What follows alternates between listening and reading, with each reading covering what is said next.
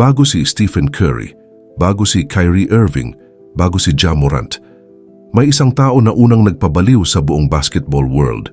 Ang kanyang crossover ay naging bangungot ng mga defender, ang kanyang estilo ay ginaya ng buong henerasyon at ang kanyang pangalan ay naging alamat ng NBA. Pero sa likod ng kasikatan at tagumpay ay isang buhay na puno ng kontrobersya, sakit at matitinding pagsubok. Ito ang kwento ng nag-iisang Allen Iverson. Ipinanganak si Allen Isael Iverson noong June 7, 1975 sa Hampton, Virginia. Bago pa man siya maging NBA superstar, naranasan na niya ang buhay na puno ng kahirapan. Ang kanyang ina na si Ann Iverson ay 15 years old lamang. Nang siya ay ipanganak at maagang nawala sa kanilang buhay ang kanyang ama, lumaki siya sa isang komunidad na puno ng krimen at kahirapan, kung saan madalas ay kulang sila sa pagkain at pangunahing pangangailangan.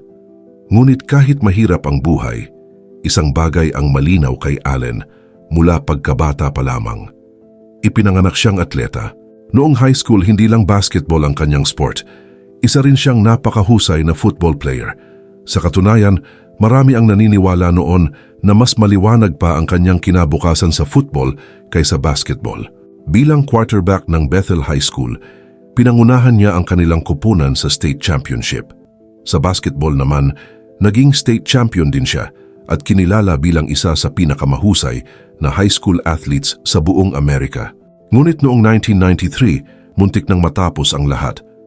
Nasangkot si Iverson sa isang kontrobersyal na insidente sa isang bowling alley kung saan nagkaroon ng malaking away. Siya ay nahatulan at nakulong.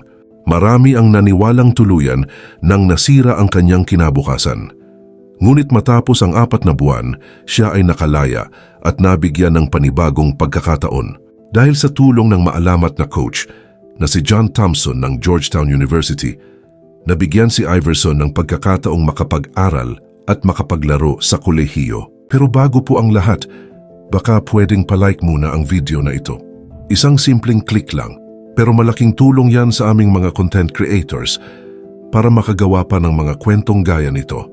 Maraming salamat po. Sa Georgetown, agad niyang ipinakita ang kanyang pambihirang talento. Sa loob lamang ng 2 taon, naging isa siya sa pinakamahusay na manlalaro sa NCAA at naging isa sa pinakaabangang prospect para sa NBA draft. Dumating ang 1996. Isa ito sa pinakamatinding draft class sa kasaysayan ng NBA, kasama rito sina Kobe Bryant, Steve Nash, Ray Allen, Peja Stojakovic at marami pang iba. Ngunit sa lahat ng pangalang iyon, si Allen Iverson ang napiling number 1 overall pick ng Philadelphia 76ers. Mula sa kanyang unang season pa lamang, ipinakita na niya kung bakit siya ang unang napili sa draft. Nag-average siya ng mahigit 23 points kada laro at nanalo bilang Rookie of the Year. Isa sa mga unang eksenang nagpasikat sa kanya ay nang harapin niya ang pinakadakilang manlalaro ng kanyang panahon, si Michael Jordan. Bilang rookie, gumawa siya ng crossover move na nagpayanig sa buong basketball world. Hindi man bumagsak si Jordan, ipinakita ng batang si Iverson na hindi siya natatakot kahit sa pinakamalalaking pangalan ng NBA. Habang lumalakas ang kanyang laro, lalo ring lumalaki ang kanyang impluensya. Hindi lang siya basketball player, naging cultural icon siya. Siya ang nagpasikat ng cornrows, shooting sleeves, tattoos, baggy clothes at hip-hop culture sa NBA. Maraming kabataan ang gumaya sa kanyang pananamit, buhok. Noong 2001, naabot niya ang rurok ng kanyang karera. Napanalunan niya ang NBA Most Valuable Player Award o MVP. Sa season na yon, nag-average siya ng higit 31 points kada laro at pinangunahan ng Philadelphia 76ers hanggang NBA Finals.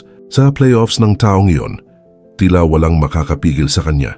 Ngunit sa NBA Finals ay naghihintay ang pinakamalakas na koponan sa liga, ang Los Angeles Lakers nina Kobe Bryant at Shaquille O'Neal.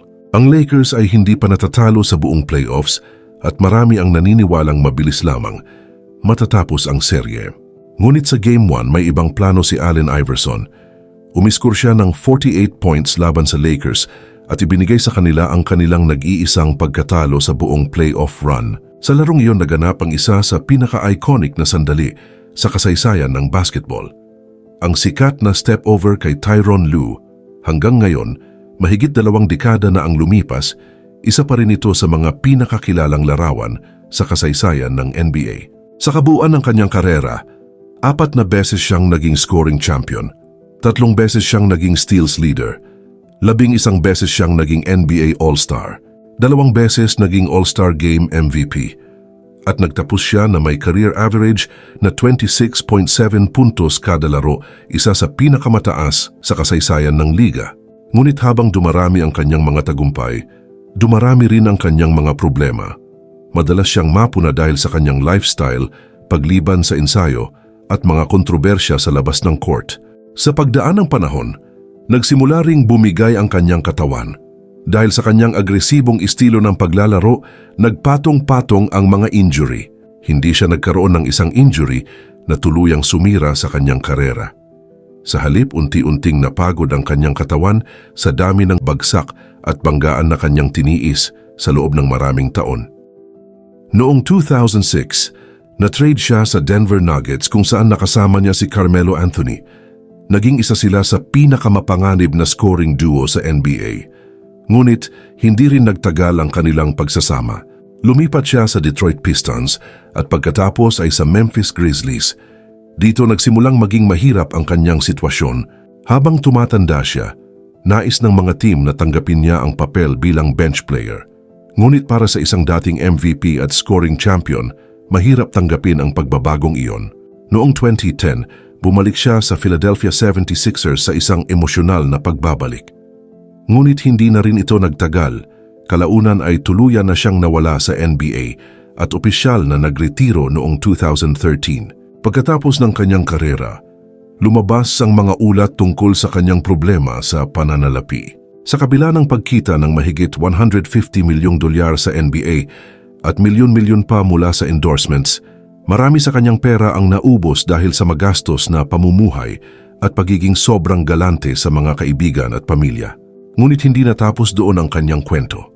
Isa sa pinakamahalagang desisyon sa kanyang buhay ay ang pagpirma ng lifetime deal sa Reebok.